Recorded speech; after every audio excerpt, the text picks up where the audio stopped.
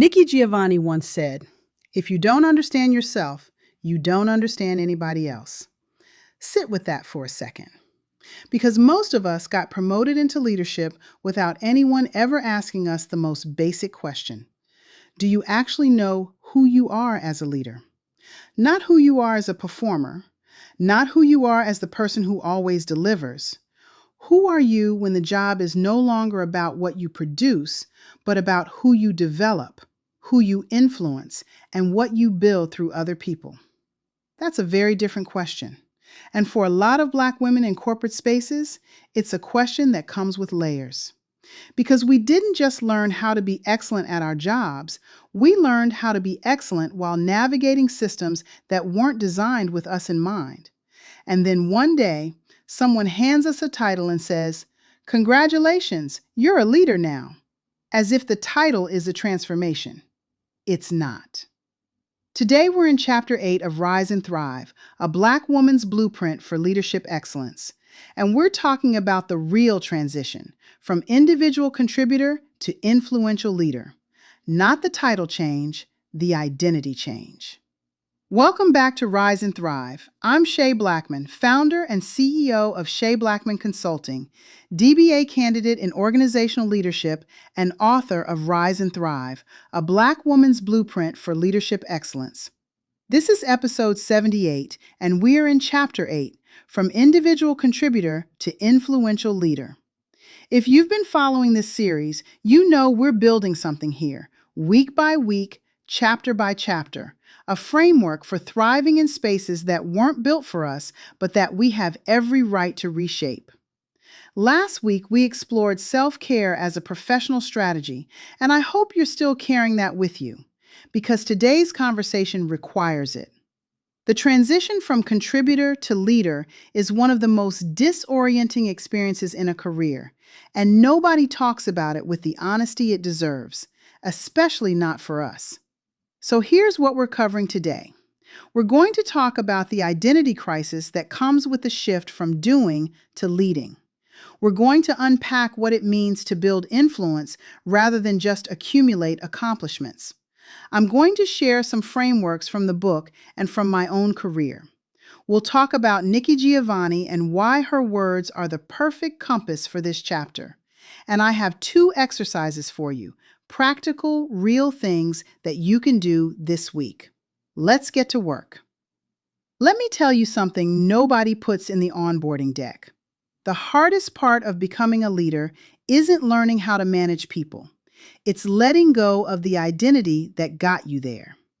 When you're an individual contributor, especially a high-performing one, your value is tied to output. You're the one who delivers. You're the one they call when something needs to be done right. Your confidence, your reputation, your sense of self in that organization is built on the quality and consistency of what you produce. That's your currency. And then you get promoted. And suddenly, your job is not to produce. Your job is to multiply, to develop other people's capacity to produce, to set direction, remove barriers, build culture, and make decisions whose impact you might not see for months. For many women, and I'll say specifically for many Black women, that transition feels like losing solid ground. Because the thing you were best at, the thing that made you undeniable, you're supposed to stop doing it, or at least do a lot less of it. And in its place, you're doing work that's ambiguous, relational, and often invisible. You're in meetings instead of in the work. You're having conversations instead of producing deliverables. And at the end of the day, you look at your to-do list and wonder, what did I actually accomplish today? Sound familiar? I know it does because I lived it. Across my career in HR leadership, in automotive, manufacturing, healthcare, I watched this transition happen over and over again. Not just in myself, but in talented women who were brilliant contributors and then struggled in their first leadership roles.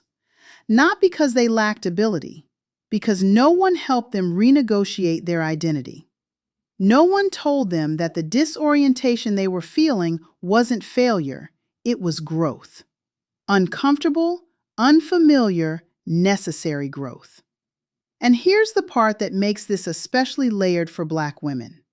In many corporate environments, we already carry the weight of feeling like we have to prove ourselves more, deliver more, be more visible in our excellence just to be considered equal. So when you take away the mechanism through which we've been proving our worth, the tangible output, the visible work product, it can feel like the ground has shifted underneath you. In Rise and Thrive, I write about this as the contributor trap, the belief that your value as a leader is still measured by what you personally produce. It's not. Your value as a leader is measured by what your team produces, what your people become, and what culture you create around you. That's the shift, and it starts with understanding yourself. Which brings us back to Nikki Giovanni.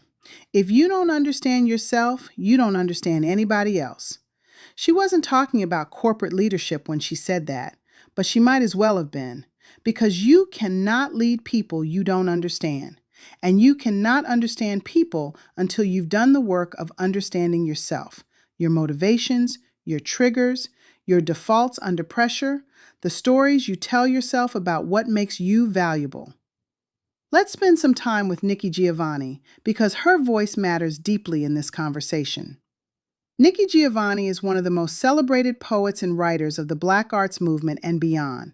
She's been a professor, an activist, and author of over 30 books. But what I find most instructive about her legacy is this.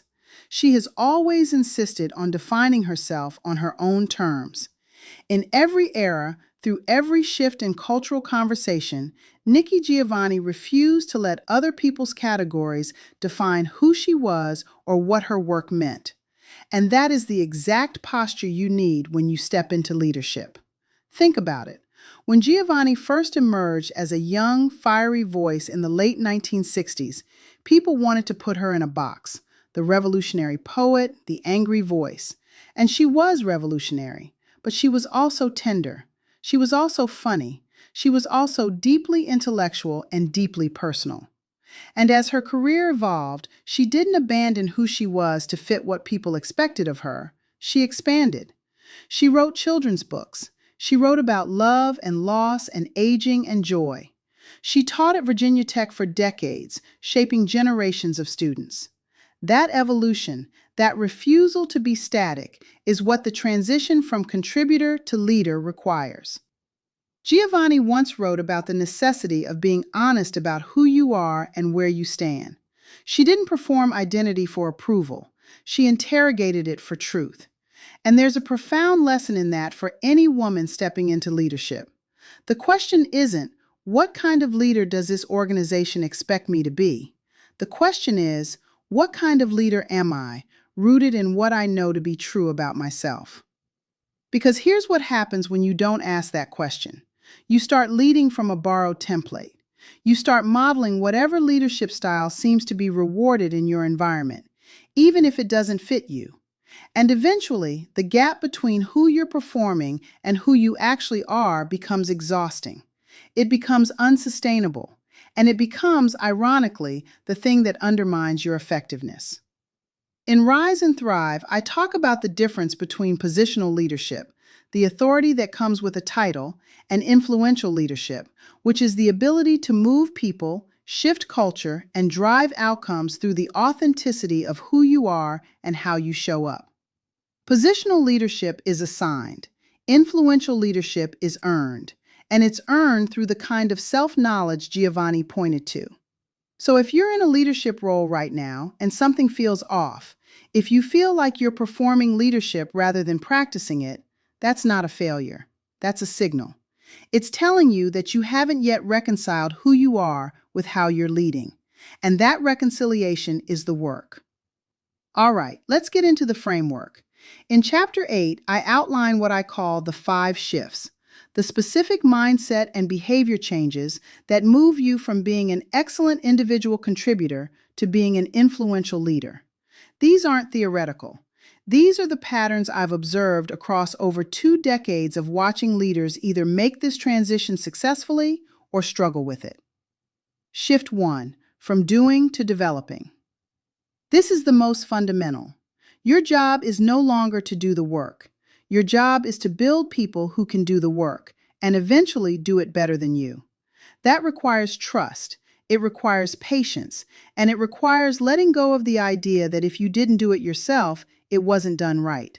I know that stings a little. Let it. Shift 2, from answers to questions. As a contributor, you were valued for having the right answers. As a leader, your power comes from asking the right questions. The leaders who develop the strongest teams are the ones who resist solving every problem and instead ask, "What do you think we should do?" That one question develops more leadership capacity than any training program.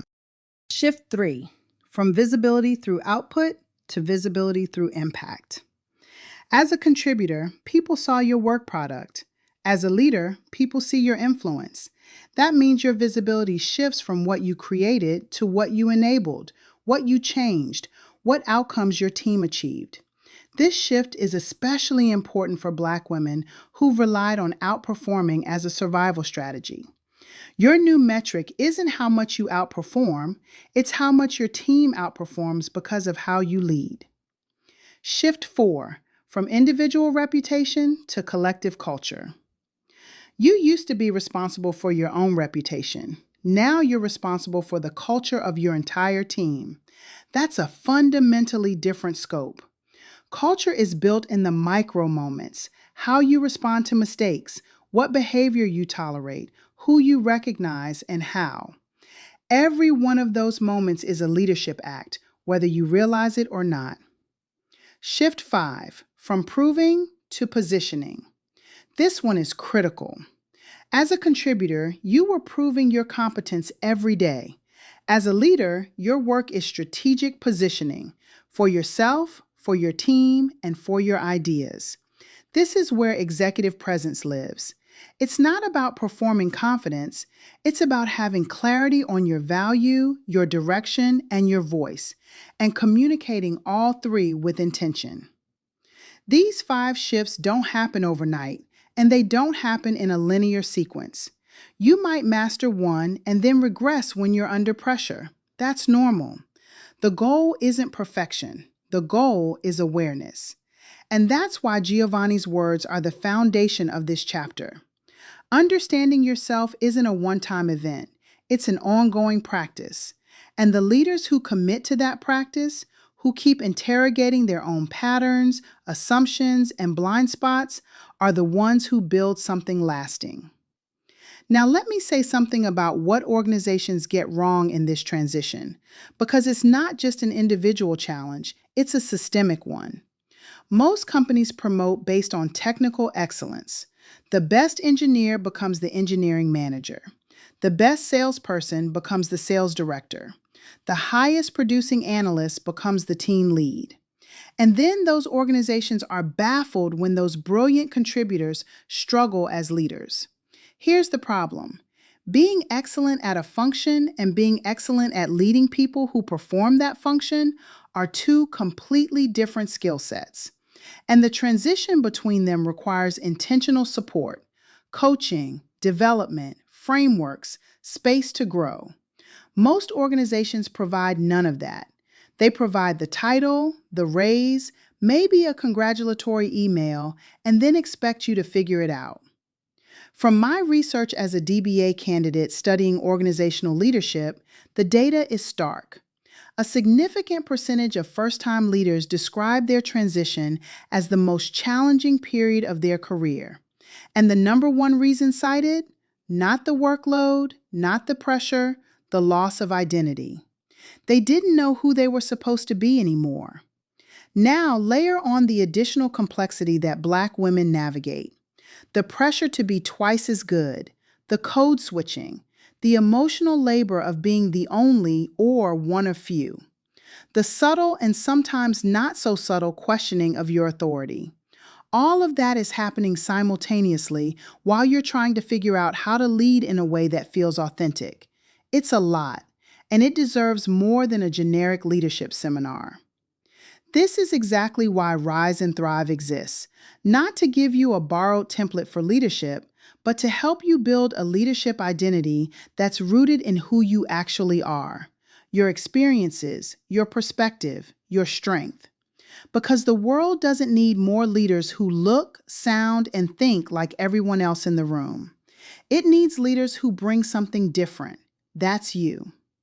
All right, first exercise.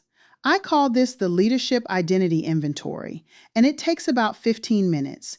But I want you to really sit with it because this one has the potential to reframe how you see yourself. Get a piece of paper or open a notes app and answer these 5 questions. And be honest, not aspirational, honest. 1. What are the top 3 strengths I relied on as an individual contributor? Write them down. 2. Which of those strengths still serve me in leadership and which ones are now holding me back? Be specific. If your strength was doing everything myself to ensure quality, that is now a liability. 3. What is the leadership behavior I admire most in someone I've worked for? And do I practice it? 4. What story am I telling myself about what makes me valuable in this role? Is it about my output or about my influence? 5. If I removed my title tomorrow, would my team still follow my lead? Why or why not?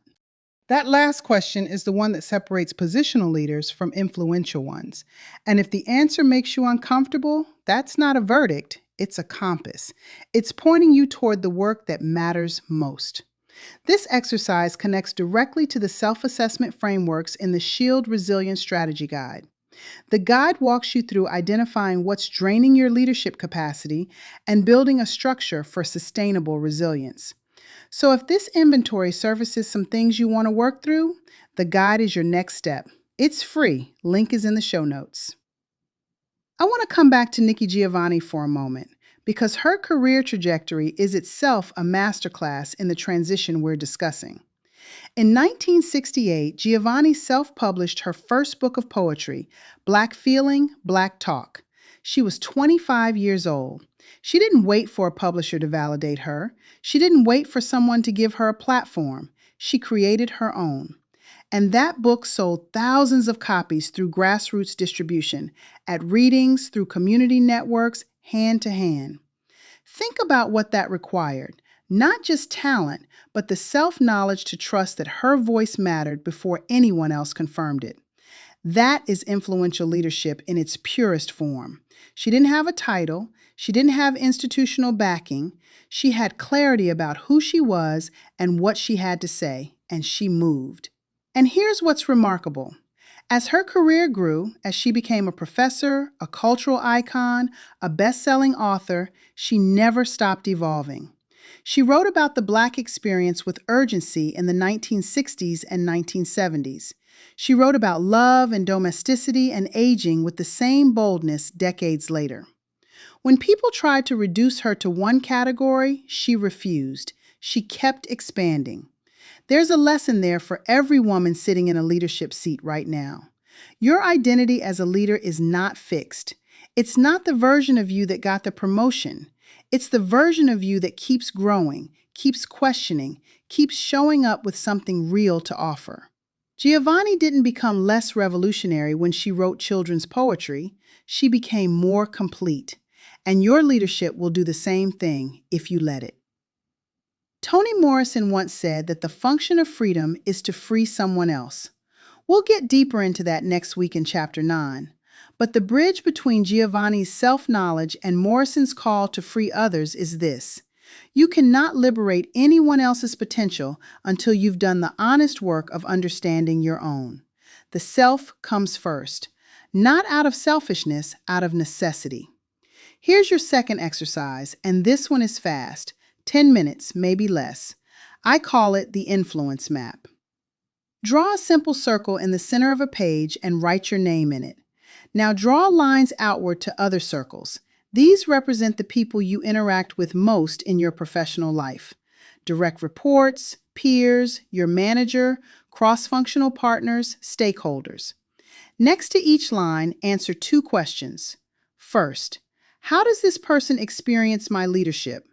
Not how I intend to show up, How do they actually experience me? If you're not sure, that's information in itself. Second, is this a relationship where I'm operating from influence or am I relying purely on position? Am I leading this person or am I managing them? There's a difference. When you step back and look at your influence map, you'll start to see patterns. You'll see where your influence is strong and where it's thin.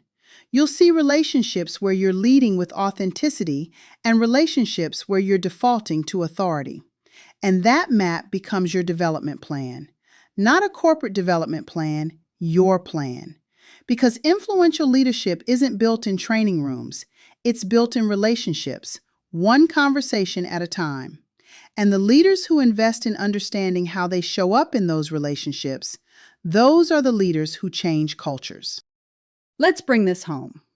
The transition from individual contributor to influential leader is not a promotion. It's a transformation.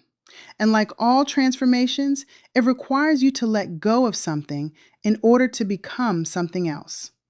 That doesn't mean abandoning who you are. It means deepening your understanding of who you are so that your leadership becomes an extension of your truth, not a performance for someone else's comfort. Nikki Giovanni spent an entire career showing us what that looks like. She didn't wait for permission. She didn't shrink to fit someone else's category. She led from self-knowledge and she kept evolving. That's the blueprint. If you're in that transition right now, if you just got promoted or you've been in leadership for years and something still feels misaligned, do the exercises. Do the leadership identity inventory. Draw your influence map. Not because they'll give you all the answers, but because they'll start the right conversation, the one you have with yourself. And if you want to go deeper, the Shield Resilience Strategy Guide is designed to help you build the sustainable framework you need to lead without burning out in the process. It's free. The link is in the show notes. Download it, work through it, and come back and tell me what surfaced. If you haven't read Rise and Thrive, A Black Woman's Blueprint for Leadership Excellence yet, Chapter 8 is where everything we discussed today lives in full. The 5 shifts, the frameworks, the deeper exploration of what it means to build influential leadership from the inside out. And if you've already read it, come back to this chapter with fresh eyes. It hits differently every time. And for those of you who are ready to take it even further, the Rise and Thrive Academy waitlist is open. This is where the frameworks become practice, the concepts become community, and the work becomes sustainable. I'm building something special, and I want you to be part of it. Link is in the show notes. Now, before you go, leave me a comment. I want to know, what's the hardest part of the transition from contributor to leader for you? Was it letting go of the doing? Was it learning to lead through others? Was it finding your voice in a room that didn't expect to hear it? Tell me. Your stories fuel this community, and they might just become part of an upcoming Ask Shay episode. Next Wednesday, we're in Chapter 9, Lifting While Climbing, inspired by Toni Morrison's words. The function of freedom is to free someone else. If today was about understanding yourself so you can lead, next week is about what you do with that leadership to pull others up. You don't want to miss it. I'm Shay Blackmon. Thank you for being here. Now go rise and thrive.